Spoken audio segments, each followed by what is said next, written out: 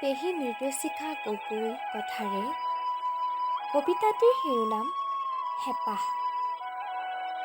খুব হেঁপাহ আছিল এটি সম্পূৰ্ণ কবিতা লিখাৰ, কিন্তু কেইবা দশক জুৰি সম্পূৰ্ণ হৈ নুঠিল মোৰ সেই আধা লিখা কবিতাটো।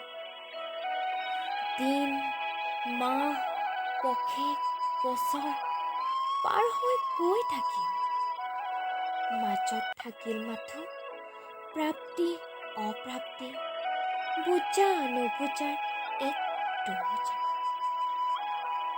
শূন্যতাৰ মাজতো প্ৰাপ্তিৰ অভিনয়, বেদনা ভৰা হাঁহিবোৰ। সপোনবোৰচোন আজিও একেই হৈয়ে আছে। জোনাক প্ৰিয় মই, জোনাকৰ পোহৰত উজ্বলি থকা মোৰ সপোনবোৰ আজিও দেখোন পূৰ কৰিব নোৱাৰিলো।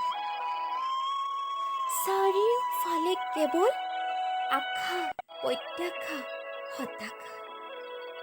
ক্ৰমাৎ যে ধূসৰ হৈ পৰিছে মোৰ জোনাক ভৰা সপোনবোৰ। তথাপি আজিও জোনাকৰ মৃদু উজ্জ্বলতাৰে মই মোৰ অসম্পূৰ্ণ কবিতাটো সম্পূৰ্ণ কৰাৰ এক প্ৰয়াস কৰিছোঁ। ধন্যবাদ।